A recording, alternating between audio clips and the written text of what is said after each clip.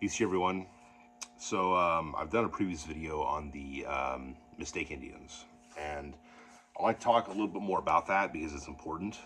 I kind of think I coined the term in that video, but we'll see. I don't know if someone else came up with it before I did, but if not, then I'm the content creator, okay?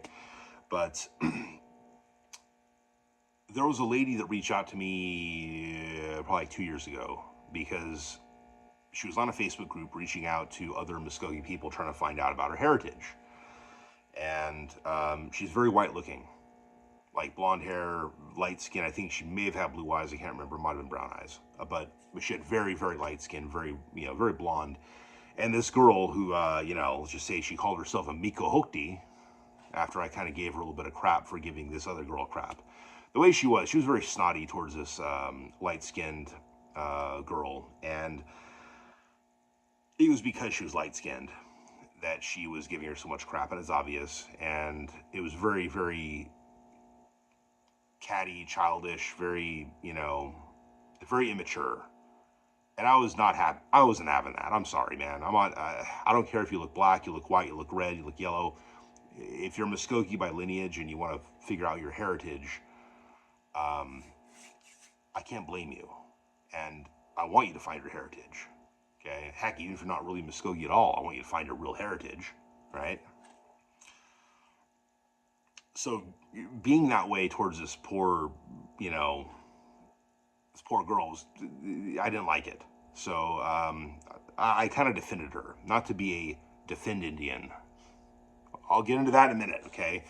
The issue for me was, how do we really know, looking back, how do we know this girl is actually Indian? Now, she did send me information on her ancestress, who with her father were listed as Indian by blood. I can't remember right now if they had a tribal town or not, but the blood quantum was small, and there was no mother listed as being Indian. Looking back now, that's a very huge red flag, and here's why. There's somebody else who more recently on the interwebs, on one of the Facebook groups, was reaching out regarding her ancestress, who was supposedly the sister of one of my ancestors, that she believes was, that there was documentation that showed that she was like the long lost sister, adopted out or whatever, and that there's a brother to my ancestor and an alleged brother to her ancestor that would have been a shared brother in that case, who apparently backed up this woman being his sister, but then the records were lost in a records fire, and that he also died before any further investigation could happen. Muskogee Nation rejected the application for citizenship for this woman, the original ancestress. But then the federal government forced them to rescind that and give her citizenship. There's no proof this person's the ancestor. Now, there was a lady who was more in the know, who did some research, but was very honest, but was very nice. It says, "I'm sorry, it looks like your ancestor may have bought their way under the rolls. The birth certificate does not show any indications of adoption. She was born out of state to parents that were not Indian. So it's very likely that your ancestor was she paid to get onto the rolls. That wasn't uncommon, and people did that to get land. Okay, it's the Governor Stitt situation where his ancestor, Mr. Dawson, did that for himself and several relatives to get them onto the Cherokee Nation rolls. So, not real Indians getting real citizenship and real Indian lands. This is not okay, all right? Meanwhile, you have descendants who really believe that they have actual Indian blood. And I think this one woman on the Muskogee group who thought she was my relative is one of these individuals who really thinks that they're Muskogee. I don't know if there's any other Muskogee blood. I know she has, at least she says she has some Cherokee and other tribal ancestry on her maternal grandmother's side, but I believe she said it was her mom's mom that had other Indian blood. But I don't know if there's any other Muskogee ancestors other than this person that's allegedly my relative. Now, I did tell her, I did reach out and say, hey, I'm on Ancestry DNA. And if you do Ancestry DNA and you show up as my cousin through that line, then the story's true. Because I have other McKellop ancestors, or I have other McKellop cousins who show up as my DNA cousins. And we have the same pedigree back to a certain point. So, she said she'd try that, but I mean, nothing's come of it so far. Or I think she said she had Ancestry, but I don't know. She doesn't show up as one of my cousins. And if she doesn't show up as a cousin of mine, and she's within the acceptable number of generations where it would show up, okay, then she's not really McKellop, which means that ancestor was not really Muskogee by blood. So, my opinion is in these situations, if these descendants have no other Muskogee ancestors, then these descendants should be disenrolled. Or if they have other Muskogee ancestors, their blood quantum should be garnished. It should be reduced to reflect their actual heritage. That's just my opinion. Because people shouldn't be stealing Indian lands and stealing our heritage and then telling their descendants, oh yeah, we're Muskogee, yeah. And it turns out there's no Muskogee blood, and they really think they're Muskogee, and they're really acting in good faith, thinking, oh, I'm Muskogee Indian, I just don't know what my clan is. What's my clan? What's my tribal town? Well, you don't have one of either. And there's a reason for it. Okay? And it's not your fault. You don't know that you're not really Muskogee. And if this is not on your mom's side anyway, if it's all on your dad's side, then that's another reason why you wouldn't have a clan. And you could be adopted into your tribal town of your dad. I mean, that did happen back in the old days. But what if your dad has no tribal town because your ancestors weren't really Muskogee in the first place, right? And that's the key. It's like the reason I know that I'm Muskogee is not just because of my blood quantum card or because I have citizenship. Because these mistake Indians have ancestors that paid or somehow cajoled their way into having a blood quantum card. Their descendants are listed as Indian by blood, and they don't have Indian blood, at least not through that line. And so what's going on is, no, I know, because I got pictures of my great-grandma and her mom. They were obviously Indian. This isn't me pulling a whole, let's just say Eastern Creek thing where people say, oh, it's obvious. My ancestor looks like she was obviously a full-blood. Look at her cheekbones. You look at the pictures, the woman looks as European gets. Like, there's no doubt that woman has probably no Indian blood. Or very extremely little back then, if any at all. And people are saying, oh, she looked like she was a full-blood. Her name was Elizabeth Ward English or whatever, right? A lot of research has been done on her. There's like no evidence of any Indian blood whatsoever, much less that she was a full-blood. Okay? Sorry. I see pictures like that popping up on certain Muskogee-type groups, and it's kind of annoying because I have to comment and be brutally honest about the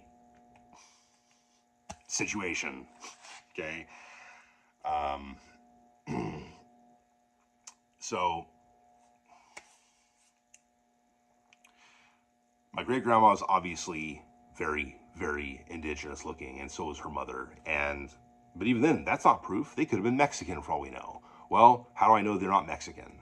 Well, because they had tribal towns. Because their ancestors had tribal towns. I can trace back to Greenleaf. That's my maternal lineage. I've got Arbica, a maternal line male ancestor. Okay. I've got Coweta. I've got Yuchi tribal town, which obviously is Yuchi, but they got adopted in a couple hundred years back. I've got Big Spring. I've got probably Swakalo as well, and most likely others. But those are just the ones that, if you don't count Swakalo as verifiably there's those 5 other tribal towns that I have in my lineage that I can verifiably trace back to. I can trace back to ancestors that were on the Trail of Tears. I can trace back to the Parson Abbott roll. I can trace back to the old settlers that came with the Macintosh Party. So there's people in my lineage that connect to multiple parts of Muskogee migration and history. That's how I know that I'm Muskogee people, is because of that. for all those reasons. So no one could ever say, oh, James, you're a $5 Indian. You look too white to be Muskogee. Well, I have lineage that can prove it. I have actual real lineage, documentation, maternal line lineage, which is irrefutable, okay?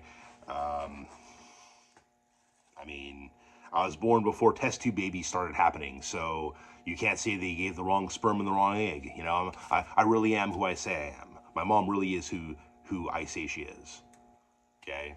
So there's zero chance that I'm not Muskogee, okay? I'm definitely Muskogee. There's no doubt about that, okay?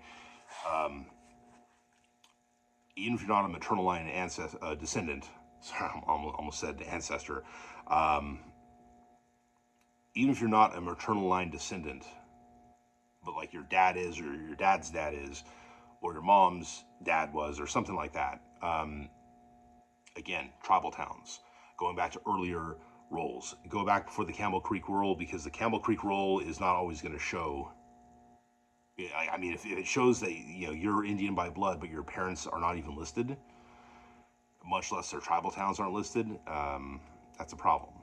So, anyway, a lot of stuff going on. And those are all good indicators right there as to whether or not your ancestors were actually Muskogee.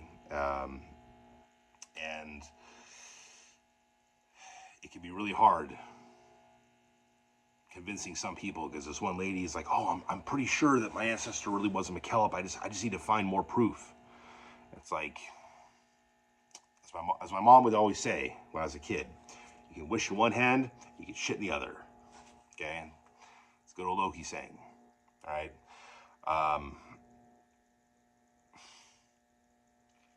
I don't think she's my cousin. I don't think she is at all. And if she look, I'll defend her if she shows up as a cousin through that line. Okay? Like, genetically. But without the blood proving it, I don't believe it. I think her ancestors were Pretendians, and then now she's a mistake Indian in that line. So, and that blonde lady that I defended, I really don't know, but she's probably a mistake Indian. And maybe that Miko Hokti might have been right. I don't know. I hate to be that way because her attitude sucked. I don't like people like that. But maybe she was right.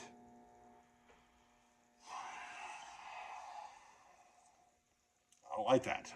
I don't like being wrong about things like this. I really don't. I think people should be treated with respect. That's why. I actually do think that. And when people are sincerely seeking out lineage answers, I really want them to find the answers. And I think it's important. But the answers may not be what they're expecting. And eventually they're going to have to come to terms with that. And that's all I got for now. So